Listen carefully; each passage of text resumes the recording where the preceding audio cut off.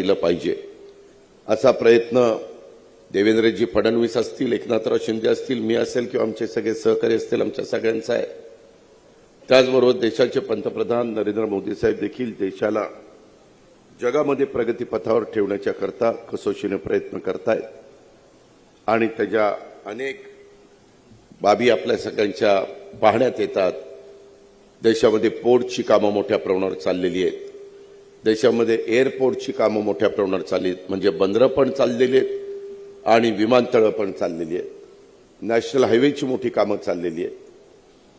सगळीकडे जाळं रस्त्यांचं आपण निर्माण करतोय. त्यामध्ये केंद्र सरकार आपल्याला मोठी मदत करत आहे. अशी अनेक प्रकारची कामं ही देश पातळीवर राज्य पातळीवर चाललेली आहे. असं होत असताना आपला कोकण कुठं मागं राहू नये, तळ्याचा परिसर कुठं मागं राहू नये म्हणून खासदार, आमदार, मंत्री या नात्याने सगळे आम्ही प्रयत्न त्या बाबतीमध्ये करतोय. मित्रांनो, आत्ताच सुनीलजींनी पण आपल्याला सगळ्यांना नवीन वर्षाच्या शुभेच्छा दिल्यात. आज तारीख आहे 5 दिवसापूर्वीच 1 जानेवारी सुरू झालेलं आहे. हे नवीन वर्ष देखील आपल्याला सगळ्यांना सुखाचं, समृद्धीचं, आनंदाचं, भरभराटीचं जावं अशा प्रकारच्या शुभेच्छा देतो. आणि आई चंडिका देवी प्रार्थना करतो देवीची चरणी की महाराष्ट्राला सर्वांगीण प्रगतीच्या वाटेवर घेऊन जाणारं हे नवीन वर्ष ठरावं अशा पद्धतीनं आई चंडिका देवीला मी मागणी देखील या निमित्तानं करतो. आज बऱ्याच जणांना माहिती नाही, परंतु आज राष्ट्रीय पक्षी दिन आहे. या राष्ट्रीय पक्षी दिनाच्या पण शुभेच्छा देतो. कारण मित्रांनो, मायमाऊलींनो, पक्षाचं महत्त्व आणि त्यांच्या संवर्धनासाठी एक जागरूकता निर्माण करण्याच्यासाठी हा दिवस फार महत्त्वाचा आहे, म्हणून तो साजरा केला जातो. ही महत्त्वाची बाब आहे. आम्ही लहानपणी बघायचो, कुठेही बघितलं तर चिमण्यांचा चिवचिवाट आपल्याला सगळ्यांना ऐकायला मिळायचा. आता तुम्हाला चिमणी कुठे दिसते का? चिमणी पण दिसत नाही, चिमणा पण दिसत नाही. कारण चिमणीच नाही तर चिमणा कुठनं येणार? याच्यातला गमतीचा भाग जाऊ द्या, परंतु अक्षरशः लहानपणी कुठेही शेतावर जा, कुठल्याही गावात जा, कुठेही कोकणात जा, कुठल्याही परिसरामध्ये जा, अशा छानशा उड्या मारत मारत मारत त्या चिमण्या सगळीकडे फिकायच्या. ही निसर्गाची गरज आहे. जसं तुम्हाला मला जगण्याचा अधिकार आहे, तसं पशुपक्ष्यांना पण ह्या वसुंधरेवर जगण्याचा अधिकार आहे आणि तो पहिल्यापासून चालत आलेला आहे.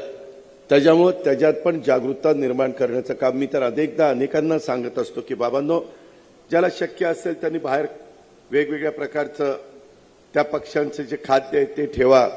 काही ठेवतात, पक्षीप्रेमी ठेवतात, खाद्य ठेवतात, पाणी ठेवतात आणि त्याच्यातनं हे प्रमाण वाढावं ही त्याच्या पाठीमागची कल्पना आहे.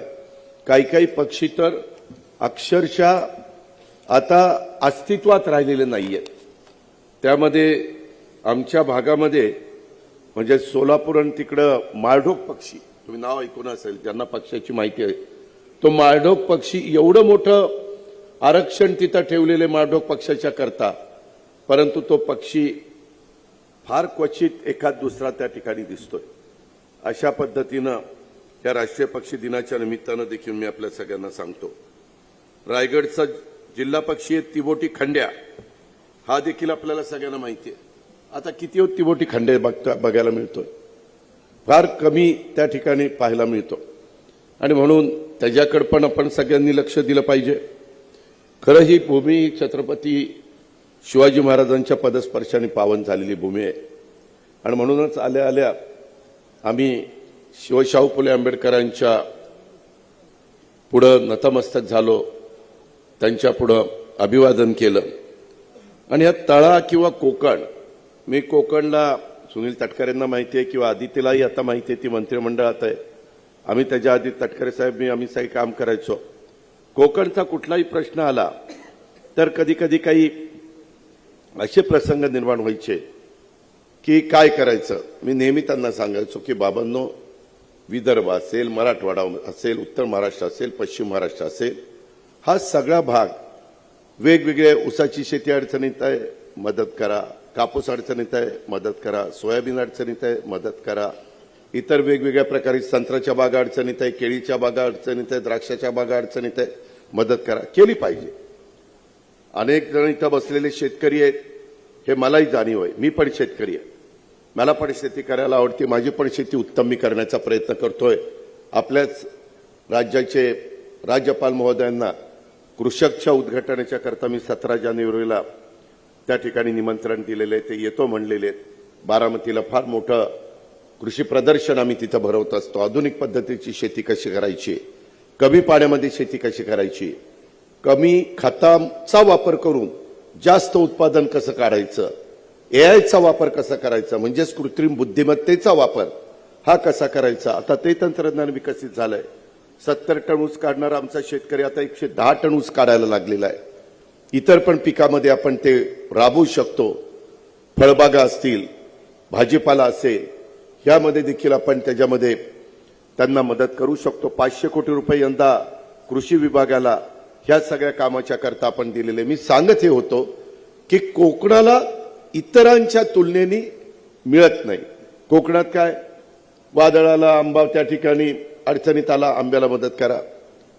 काजू कधीतरी अशा 2-3 पिकाच्या पुरतं. एक तर आपली खाचरं, छोटी छोटी खाचरं, त्याच्यामध्ये म्हणावं असं उत्पन्न पण निघत नाही. आणि त्याच्यामुळे आदिती पण मला सांगत होते की दादा इतक्या मोठ्या प्रमाणावर इथल्या लोकांचं स्थलांतर होतं, ते स्थलांतर होऊ नये म्हणून खासदार साहेब प्रयत्न करतायत. चांगल्या चांगल्या कंपन्या ज्या इथल्या जे निसर्ग सौंदर्याची उधळण माझ्या कोकणवर झालेली आहे, त्याला कुठेही धक्का न लावता आपल्याला कसं त्याच्यातनं काम करता येईल हे आम्ही सगळेजण बघत असतो. आदरणीय पवार साहेबांनी पण मला आठवतंय 1995ला शिवसेना आणि भाजप सत्तेवर आली. एनरॉन अरबी समुद्रात जाऊन बुडवणार. आम्ही सांगून दमलो, अरे एनरॉननी पोल्युशन नाही होत. काही म्हणले नाही, आता नारळाच्या बागा जळून जाणार, आंबा आता पिकणारच नाही, आता इथं वाळवंट होणार. अरे राजकारणाच्या ठिकाणी करू ना. आज एनरॉनचा प्रकल्प आला, कुठलं काही झालं. उलट आता गॅसची किंमत वाढल्यामुळे त्याच्यातनं तयार होणारी वीज ही थोडीशी, पण तो पूर्णपणे पर्यावरणाला मदत करणारा प्रकल्प आहे. त्याच्यामध्ये देखील एक प्रकल्प त्यावेळेस तटकरेची 10,000 कोटी रुपयाचा आपण आणू पाहत होतो, वीज निर्मितीचा, न्यूक्लिअर पासून त्या ठिकाणी वीज तयार करण्याचा, तोही आणून पाडला. जर तुम्हाला मुंबईला जायचं थांबवायचं असेल तर इथं प्रकल्प आणायला नको का? एक गोष्ट तुमची मान्य आहे, ती आम्हालाही पटते, कारण आम्ही पण महाराष्ट्रातलेच आहोत, की इथल्या निसर्गाला कुठं ठेच लागता कामा नये, तिथं कुठं नवीन समस्या निर्माण होता कामा नये. आणि म्हणून इथं युगपुरुष छत्रपती शिवाजी महाराजांच्या पदस्पर्शाने पावन झालेली ही सगळी भूमी, त्याचा उल्लेख आदितीनं केला, त्याचा उल्लेख तटकरे साहेबांनी केला. निसर्ग सुंदर आणि ऐतिहासिक वारसा लाभलेला हा माझा तळा आणि ह्या तळ्याचा सगळा परिसर आणि इथूनच जवळ असलेला तळागड किल्ला हा मराठा साम्राज्याच्या काळामध्ये टेहळणी आणि संरक्षणाची महत्वाचं एक केंद्र होतं. हे पण आपल्याला विसरता येणार नाही. अशा ह्या सगळ्या गोष्टी इथं निसर्गाने भरभरून दिलेल्या आहेत आणि इतिहासाने देखील ह्याच्यामध्ये चांगल्या प्रकारे त्याच्यात एक काम करून दाखवलेलं आहे. म्हणूनच तशा प्रकारच्या नोंदी हे आपल्याला सगळ्यांना पाहायला त्या ठिकाणी मिळतात. हे पण आपल्याला विसरता कामा नये. मित्रांनो, तळगड किल्ल्याच्या साक्षीनं कोकणातील हिरवीगार शेती असतील, निसर्ग सौंदर्याने आपल्या सर्वांच्या प्रयत्नामुळे तळा आज प्रगतीच्या वाटेवर, नव्या वाटेवर पाऊल टाकतंय. त्याकरता खूप जणांचं योगदान आहे. त्याची बरीचशी माहिती खासदार साहेबांनी आपल्याला दिलेली आहे. आज जो काही प्लॅन नगरपंचायतीचा 8 कोटी रुपयाचा प्लॅन पण चांगला केलेला आहे. त्याच्या संदर्भामध्ये मला जरा बारकाईनं कन्स्ट्रक्शनमध्ये माहिती घ्यायची सवय. G+3 अशा प्रकारची ती इमारत आहे. तिथं काही आमचे छोटे गाळेधारक आहेत, त्यांनाही वारेवर सोडून चालत नाही, त्यांचीही व्यवस्था करावी लागते. आणि त्याच्यामुळे आदिती तटकरे असतील, नगराध्यक्ष असतील, उपनगराध्यक्ष असतील, त्यांची सगळी टीम असेल, यांनी हे सगळं काम करत असताना साधारण 10-11 गुंठे फक्त तिथं जागा आहे. मी भूमिपूजन टिकाव टाकत असताना विचारत होतो की बाबा काही करून आपल्याला चंद्रकांत रोडे म्हणून आपले उपाध्यक्ष आहेत, त्यांना म्हणत होतो की दुसरी कुठं जागा नाही का, कारण इमारत झाल्यावर 50 वर्ष इमारत टिकणार आहे आणि त्याच्यामुळं अशी कुठं पटांगणात घेता येईल का. पण त्यांनी सांगितलं नाही, आम्ही बरीच जागा बघितली, आम्हाला दुसरी जागा काही तशा पद्धतीने उपलब्ध झाली नाही आणि त्याच्यावर त्या 10-11 गुंठ्यामध्ये हे बांधकाम होणार आहे आणि त्या इमारतीचं एकूण क्षेत्रफळ हे साधारण मला वाटतं 17,500 स्क्वेअर फीट आहे आणि त्याच्यामध्ये दुकान गाळ्यांच्या करता 2,560 स्क्वेअर फीट एवढं आपण बांधकाम 25 दुकानाचे गाळे तिथं केले जाणार आहेत. त्या प्लॅनमध्ये पण खाली दाखवलेले दुकानाचे गाळे की आत्ता जे गाळेधारक आहेत त्यांना ते सगळं झाल्यानंतर ते गाळे पुन्हा हस्तांतरित करायचे. अशाही पद्धतीचा काम नगराध्यक्ष, उपनगराध्यक्ष, लोकप्रतिनिधी यांना त्याने आदितीनं आणि त्यांच्या सगळ्या सहकारी मित्रांनी केलेलं आहे. हे पण आपण सगळ्यांनी लक्षामध्ये घ्या. 2 4 कोटी रुपये आदितीनं आणलेले आहेत, अजून 4 कोटी रुपये मिळायला पाहिजेत. बहुतेक आज टिकाव टाकायला अर्थमंत्र्याला त्याच कारणाकरता बोलायला दिसतंय, कारण अर्थमंत्र्यांनी टिकाव टाकल्यावर अर्धवट काम रिटून कसं चालेल. त्यामुळे ते राहिलेले 4 कोटी रुपये तुम्ही काम, कॉन्ट्रॅक्टर मगाशी मला भेटला होता, त्यांनी काम वेळेमध्ये करावं. इथं कातळच आहे, इथं काही पाया, आमच्याकडे काही भागामध्ये ब्लॅक कॉटन सॉईल असते, अक्षरशः 8-8, 9-9, 10-10 फूट जावं लागतं, काही ठिकाणी पायलिंग घ्यावं लागतं. तशी परिस्थिती तुमच्या इकडे नाहीये आणि त्याच्यावर पाया पण जास्त घ्यावा लागणार नाही, गरजेपुरता घेतला जाईलच. ते RCC डिझायनर किंवा संबंधित स्ट्रक्चरल ऑडिट करणारी लोक ते पाहतील. बांधकामचे संबंधित आमचे PWDची टीम त्याच्यामध्ये लक्ष देईल. पण मी आपल्याला एक सांगतो, आई चंडिका देवीच्या साक्षीने सांगतो की हे काम आदिती तुम्ही वेळेमध्ये करा. हे काम निधी करता रखडले अशी मी वेळ येऊन देणार नाही. नवीन अर्थसंकल्प मी आता सादर करणारे फेब्रुवारी 23ला आमचं अधिवेशन, अर्थसंकल्पीय अधिवेशन सुरू होणार आहे आणि त्याच्यामध्ये पुढच्या वर्षाच्या करता 4 कोटी रुपये राहिलेले देखील तुम्हाला देण्याची व्यवस्था ही केली जाईल, जेणेकरून ते काम पूर्ण होईल. पण ते काम पूर्ण झाल्यानंतर तिथं बसणाऱ्या पदाधिकाऱ्यांनी, तिथं बसणाऱ्या नगरसेवक, नगरसेविकांनी, अधिकाऱ्यांनी, कर्मचाऱ्यांनी आमची तळा नगरपंचायतीच्या भागातनं जर कुठला नागरिक आला तर त्याचं काम, एक तर त्याला हेलपाटा लावायला लावू नका, त्याचं योग्य काम असेल तर ताबडतोब ते काम त्या ठिकाणी तुम्ही पूर्ण करून द्या. आमच्या मायमाऊलींना पण तिथं कुठल्याही प्रकारचा त्रास होता कामा नये. अशा पद्धतीचा प्लॅन ह्या सगळ्या एकंदरीत इमारतीचं बांधकाम करत असताना यांनी केलेला आहे. त्याबद्दल देखील ह्या सगळ्यांचं अभिनंदन करतो. कामाचा दर्जा चांगला ठेवा. अतिशय उत्तम अशा प्रकारची इमारत बांधा, कारण इथं पाऊस भरपूर असतो. उद्याच्याला मी बऱ्याच ठिकाणी बघतो इथं इमारती होतात, चांगल्या चांगल्या इमारती होतात आणि मग टॉपला पत्राचं शेड मारली जाते, का तर गळू दे म्हणून. आता इतक्या मोठ्या प्रमाणावर वॉटरप्रूफिंगचं नवीन नवीन गोष्टी बाजारात आलेल्या आहेत आणि त्याचा देखील वापर करून इथं पूर्णपणे कुठेही तिथं निचरा होणार नाही, लिकेजेस राहणार नाही, अशा पद्धतीची वास्तू ही ह्या आमच्या तळ्याच्या शहराच्या वैभवामध्ये भर घालणारी उभी राहावी, अशी प्रकारची अपेक्षा मी व्यक्त करतो. आणि त्याचबरोबर इथं एक मोदी तलाव हा देखील झालेला आहे. तुम्ही किती हुशार लोक आहेत. तो मोदी 2014ला आले, पण त्यावेळेस मोदी तलाव नाव ठेवलेलं आहे. पण मला नंतर सांगितलं आदितीने तसं नाही, पूर्वी इथं मोदी नावाचे मोठे व्यापारी होऊन गेले आणि त्यांच्या नावाने ते ओळखलं जातं. पण त्यावेळेस ते मोदी होऊन गेले. आता देशाचे लोकप्रिय पंतप्रधान मोदी साहेब आहेत, त्याच्यामुळे सांगताना नवीन माणसाला असं वाटेल किंवा मोदी साहेबांचं नाव दिलंय, हरकत नाही. त्याच्यातही आपण समाधान मानलं पाहिजे. पण अशा पद्धतीनं ही तळ्याची माझे सगळे सहकारी, इतर पण गोष्टी आमच्या उपनगराध्यक्षांनी सांगितल्या, चंद्रकांत रोडेंनी, आम्हाला हे पाहिजे, आम्हाला ते पाहिजे, आम्हाला असं करा, आम्हाला तसं करा. जरा दमानी जावा ना, कुठं फास्ट निघालं. हे पहिल्यांदा 8 कोटी जर ग्रामपंचायत असती तर कधी 8 कोटी मिळाले असते का हो. आता उठता उठता लगेच तटकरे साहेबांनी सांगितलं, आई चंडिका देवीच्या करता काहीतरी द्यावं लागेल. आता त्याच्या जीर्णोद्धाराच्या करता 1 कोटी रुपये सध्या त्या ठिकाणी देतो. खरं मी आतमध्ये गेलो, सगळं चांगलं आहे, आता काय तिथं करायचंय कोणाला माहिती. जीर्णोद्धार करायचा, उगीच पैसे मिळतात म्हणून वायफळ खर्च करू नका, गरजेचा खर्च जरूर करा. इथं येताना भाविकांना अजून काही सुविधा करणं, आधी ते मला म्हटली दादा हा हॉल पण आम्ही करून दिलेला आहे, त्याच्यावर हॉलचं काम झालेलं आहे. अजून काही त्रुटी असतील, स्वच्छतागृह करायचं असेल, आता महिलांचं जाणं येणं वाढलेलं आहे, तिकडे दिसतंय स्वच्छतागृह पण पडदा लावून त्याला झाकलेलं आहे, त्याच्यामुळे काही दिसायला खराब आहे म्हणून झाकलंय का चांगलं आहे तर दाखवलं का नाही.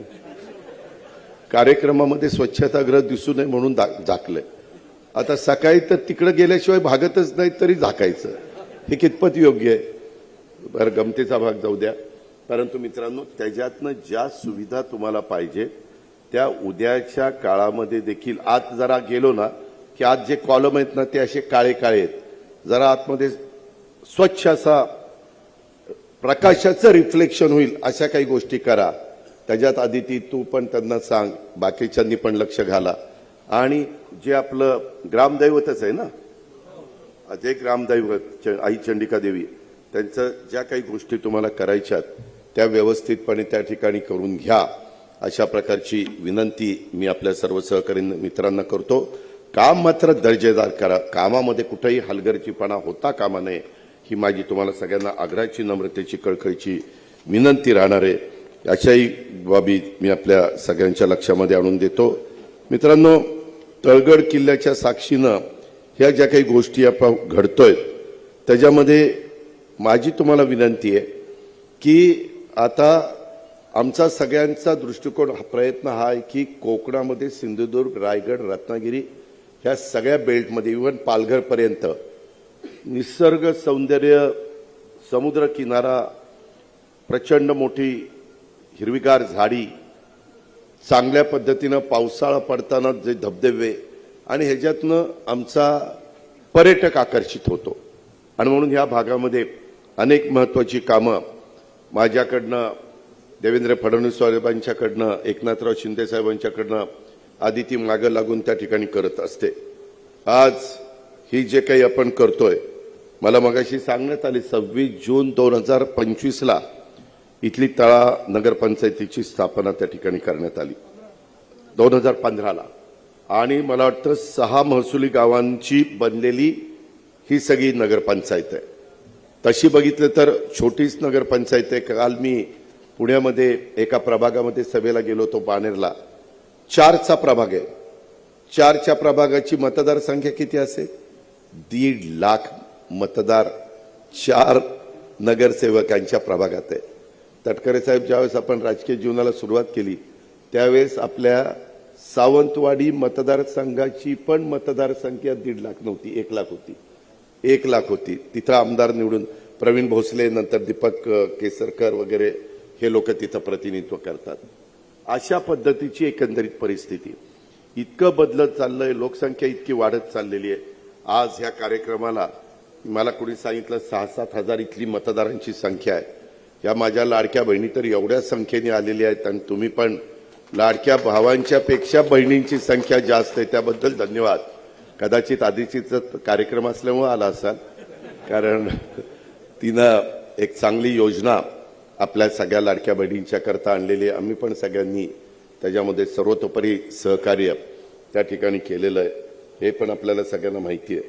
माझी तुम्हाला सगळ्यांना एक गोष्टीची विनंती राहील. मित्रांनो, आता इथून पुढच्या काळामध्ये ज्याचा उल्लेख आमच्या तटकरे साहेबांनी केला, CIIT, वेगवेगळ्या प्रकारचं आपण ITIचं शिक्षण घेतो, पॉलिटेक्निकमध्ये शिक्षण घेतो, इंजिनिअरिंगचं शिक्षण घेतो, अनेक प्रकारचे शिक्षण घेतो. परंतु आता CIIT, टाटा कंपनी आणि राज्य सरकार हे मिळून तरुणींना स्वतःच्या पायावर उभं राहण्याच्या करता आता ज्या शिक्षणाची गरज आहे ते शिक्षण आपण तिथं देण्याचा प्रयत्न करतो. आम्ही टप्प्याटप्प्यामध्ये सर्व राज्यातल्या 36च्या 36 जिल्ह्यांमध्ये CIIT हे निर्माण करतोय. आता रत्नागिरीला काम चाललंय, रायगडला काम चाललंय. रायगडचं आमच्या आदितीने खूप आग्रह करून ते मंजूर करून घेतलंय. मेडिकलचं कॉलेजचं काम आपल्या रायगडमध्ये चाललेलं आहे. आपल्या इतर पण वेगवेगळ्या पद्धतीनं त्या बाबतीमध्ये कामं चाललेली आहेत. ती सगळी कामं नीटपणे व्हावीत अशा प्रकारचा आमचा सगळ्यांचा प्रयत्न आहे. मी स्वतः आढावा घेत असतो, हे पण दर 15 दिवसाला त्याला आदिती पण येत असते, आणि त्याच्यातून आपण रायगड जिल्ह्याच्या करता विकासाच्या दृष्टीनं काय काय करता येईल, मग शासन त्याबद्दल कटिबद्ध आहेच, ती आमची नैतिक जबाबदारी आहे. रेवस ते रेड्डी सागरी मार्ग, त्याच्यातून पर्यटन मोठ्या प्रमाणावर वाढावं. वसई ते Alibag multimodal corridor, Sewri आणि नावाशेवा यांना जोडलेला जो अटल सेतू आपण केला, तिथं नवी मुंबई आंतरराष्ट्रीय विमानतळ ते आता सुरू झालेलं आहे, त्याला चांगल्या प्रकारचा प्रतिसाद मिळतोय. नवी मुंबई इथं आंतरराष्ट्रीय विद्यापीठ एज्युकेशन हब हे आपण करतोय, त्याचा फायदा माझ्या कोकणवासियांना होणार आहे. आणि ह्या सगळ्या गोष्टी पाहत असताना जो काही महत्त्वाचा प्रकल्प रोहा इथं आम्ही करतोय तो कौशल्यवर्धक केंद्र JC-IIT हा अतिशय महत्त्वाकांक्षी प्रकल्प आहे. अत्याधुनिक तंत्रज्ञानाचा वापर करणं आगामी काळामध्ये आवश्यक राहणार आहे. मी सगळीकडे महाराष्ट्रामध्ये सांगतो, पूर्वी साक्षर निरीक्षण, नंतरच्या काळामध्ये संगणक आला, संगणक चालवायला आपल्याला शिकावं लागलं आणि आता AIचा वापर करायचा मोठा प्रयत्न जगाने ते मान्य केलेला आहे आणि सगळ्या क्षेत्रामध्ये AIचा वापर करतोय. तुमची माझी पुढची पिढी त्याच्यामध्ये तरबेज असली पाहिजे याकरता देखील आपण प्रयत्नशील आहोत. आणि हे अत्याधुनिक तंत्रज्ञानाचा वापर करणं आगामी काळामध्ये स्पर्धेच्या युगामध्ये टिकायचं असेल तर आवश्यक ठरणार आहे. या प्रकल्पामुळे रायगड जिल्ह्यातील माझे विद्यार्थी विद्यार्थिनी असतील, तसेच सूक्ष्म लघु आणि मध्यम उद्योगांना या प्रकल्पाचा फायदा होणार आहे. दरवर्षी काही हजार मुलं मुली त्याच्यातून बाहेर पडणार आहे, त्याद्वारे मोठ्या प्रमाणावर रोजगार निर्मिती देखील होणार आहे. या केंद्रातनं आपला साधारण 3-3.5 हजार विद्यार्थी प्रशिक्षण घेऊन बाहेर पडणार आहे, त्याच्यामुळं मोठ्या प्रमाणावर रोजगार निर्माण होईल. आमचा हाच प्रयत्न आहे. हे स्थलांतर थांबलं पाहिजे. मुंबईमध्ये देखील खूप आता गर्दी त्या ठिकाणी झालेली आहे. का मुंबईला जातात तर रोजगाराच्या निमित्तानं जातात, नोकरीच्या निमित्तानं जातात, आपल्या मुलामुलींना चांगल्या दर्जेदार शिक्षण मिळेल म्हणून जातात. त्या सुविधा आपण आपल्या भागामध्ये निर्माण करण्याच्या करता आपण पावलं उचललेली आहेत आणि त्या सगळ्या गोष्टी आपल्याला करायच्यात, जेणेकरून ह्या सगळ्या आपल्या परिसरामध्ये आपल्या बापदाद्यांनी हे जे काही उभं केलेलं आहे ते पुढच्या पिढीनं देखील इथंच थांबवून त्याचा सगळ्यांचा आनंद घेतला पाहिजे. ही त्याच्या पाठीमागची आमची सगळ्यांची इच्छा आहे, भावना आहे. ही पण गोष्ट तुम्ही सगळ्यांनी ध्यानामध्ये घ्या. अधिक बोलून मी आपला सगळ्यांचा जास्त वेळ घेत नाही, परंतु मी आपल्याला एवढंच सांगतो की आज केंद्रामध्ये मोदी साहेबांच्या नेतृत्वाखाली, राज्यामध्ये देवेंद्र फडणवीस साहेबांच्या नेतृत्वाखाली आम्ही सगळेजण राज्याचा सर्वांगीण विकास करण्याचा आणि देश पातळीवर मोदी साहेब देशाचा विकास करण्याचा प्रयत्न त्या बाबतीमध्ये करतायत. हे करत असताना जगामध्ये तुमचा माझा भारत हा वरच्या क्रमांकावर राहिला पाहिजे. आर्थिक क्षेत्रामध्ये देखील आणि इतर क्षेत्रामध्ये देखील अशा प्रकारचा प्रयत्न त्यांचा चाललेला आहे. अर्थव्यवस्था देखील आपली उद्याच्या काळामध्ये 3ऱ्या क्रमांकावर आणण्याचा त्यांचा प्रयत्न आहे. त्याही करता आपल्याला नुसतं भाषणात सांगून चालणार नाही. प्रत्येकाने आपापल्या परीनं त्याच्यामध्ये मेहनत घेण्याची गरज आहे. ती मेहनत आपण सगळेजण घेऊ. ती मेहनत घेत असताना तुम्हाला जे काही पायाभूत सुविधा लागतील ते देण्याचं काम खासदार सुनील तटकरेजी करतील, आपली आदिती तटकरे करतील, मी त्या ठिकाणी करेल, आपलं महायुतीचं सरकार तुम्हाला त्या बाबतीमध्ये करेल. अशा प्रकारची खात्री आणि विश्वास मी आपल्या सर्व सहकाऱ्यांना देतो. मला वाटतं 2026ला का 27ला तुमची निवडणूक आहे, 27ला. त्याच्या आत आपलं हे सगळं म्हणजे बिल्डिंग पूर्ण चंद्रकांत रोडे आणि माधुरीताई घोलप हे सगळं झालं पाहिजे. अशा पद्धतीचं काम. कॉन्ट्रॅक्टर पण आलंय का इथं? मगाशी भेटला होता कुठं? तर त्या कॉन्ट्रॅक्टरला पण सांगा चांगल्या पद्धतीचं काम कर. गावकऱ्यांनी पण, ग्रामस्थांनी, नागरिकांनी पण त्याच्यामध्ये, तुम्ही आहे ना कॉन्ट्रॅक्टर, करा चांगलं काम. त्याच्यामध्ये परत आम्ही दोरी वळंब्यात काम बघतो, नीटपणे काम करा. त्याला पाणी मारणं, क्युरिंग करणं, खडी चांगली वापरणं, वाळू चांगली वापरणं, सिमेंट चांगलं वापरणं, स्टील चांगलं वापरणं, कुठंही हलगर्जीपणा होऊन देऊ नका. तुमचे पैसे वेळेमध्ये मिळण्याची जबाबदारी आमची आदित्यन आम्ही सगळे घेऊ. त्याबद्दल तुम्ही काही काळजी करू नका. आणि आपण पण सर्व नगरसेवकांनी तिथं बारकाईनं लक्ष द्यावं. फार बारकाईनं कुठं काय अडचण आणली तर दूर करावं, कारण रस्त्यावरच काम आहे. नाहीतर रस्त्यावर खडी वाळू पडली तर लोक जाता येतं म्हणतील कधी काम व्हायचं आणि काय व्हायचं. त्याच्यामुळं म्हणजे इथले तुम्ही सगळी लोक चांगली आहेत. बाकीकडे मला त्रास होतो. बाकीकडे मी गेल्यानंतर लोक म्हणतात दादा ज्यांचं काम करतोय त्यांचाच त्रास आहे. म्हणलं का रे बाबा? ते म्हणतात खडी माझ्याकडनंच घेतली पाहिजे, खोदाई मलाच दिली पाहिजे, वाळू माझ्याकडनंच घेतली पाहिजे. परंतु इथले लोक फार हुशार आहेत. हे कुठल्याही प्रकारे कॉन्ट्रॅक्टरला, कुठला आहे तो कॉन्ट्रॅक्टर? संभाजीनगर, लांब आला तिकडं, मराठवाड्यात ना आला. चांगलं काम करा. मराठवाड्याचं नाव इथं कोकणवासियांनी काढलं पाहिजे असं काम कर, आणि आम्हालाही वाटलं पाहिजे की परत तिथं काम द्यावं. नाहीतर मराठवाड म्हणजे तुझ्या हातात येतं मराठवाड्याचं नाव, त्या ठिकाणी वाढवायचं का आणखीन काय करायचं त्या पद्धतीनं कर. पीडब्ल्यूडी बघणार आहे ना नगरपालिका स्वतः? मग काय, मग आता माधुरीताईंनाच बघावं लागणार आहे सगळं. माधुरीताईंच्या जोडीला आमचे चंद्रकांतजी आहेत, ज्यांच्या नावात पण चंद्र आहे आणि सगळंच काही आहे. पण तुम्ही बघाल ना चांगलं. मला आल्यापासून बघतो एकदम ऍक्टिव्ह आहे, सारखं काहीतरी चाललेलं असतं सारखं. पण चांगली गोष्ट आहे चंद्रकांतराव, असंच माणसाने एक उत्साही असलं पाहिजे. उत्साह असला तरी आम्हालाही बरं वाटतं की चला आपण जे देतोय ते चांगल्या कामाच्या करता देतोय, तशा पद्धतीने हे काम करा अशी मी आपल्याला सगळ्यांना विनंती करीन. इतर पण काही बाबी आमच्या आदितीनं आणि तटकरे साहेबांनी इथं उपस्थित केलेल्या आहेत, तर त्यांच्याशी बोलून पुढच्या पण गोष्टीला कुठं कशा पद्धतीने मदत, मग ते किल्ले गड किल्ल्याच्या बद्दलचा उल्लेख झाला, पुरातत्व विभाग केंद्राकडून राज्याकडे घेण्याचा हे झाला, चर्चा म्हणजे मुद्दा मांडला. असे काही अनेक मुद्दे त्या ठिकाणी मांडलेले. परंतु अंडरग्राऊंड ड्रेनेज नसेल झालं ना, अंडरग्राऊंड ड्रेनेज नसेल. आपण टप्प्याटप्प्याने आपल्याला अंडरग्राऊंड ड्रेनेज वगैरे बऱ्याच गोष्टी कराव्या लागतात. परंतु स्टेप बाय स्टेप आपण पुढे जाऊया. आणि हे जे काही 5 वर्षाच्या करता माधुरीताईंना, चंद्रकांतजींना आणि सगळ्या टीमला तुम्ही तुमच्या सगळ्यांचं प्रतिनिधित्व करण्याची संधी दिलेली होती, त्या 5 वर्षाच्या काळामध्ये ह्या सर्वांनी बरंच काही माझ्या तळा नगरपंचायतीच्या परिसरामध्ये करण्याचा मनापासूनचा प्रयत्न केलेला आहे. पुढं पण ते तशाच पद्धतीनं त्या बाबतीमध्ये प्रयत्न करतील. आपण त्यांच्याकडे लक्ष द्या, मग मी तुमच्याकडे लक्ष देईन अशा पद्धतीनं सांगतो आणि या ठिकाणी थांबतो. जय हिंद, जय महाराष्ट्र, धन्यवाद.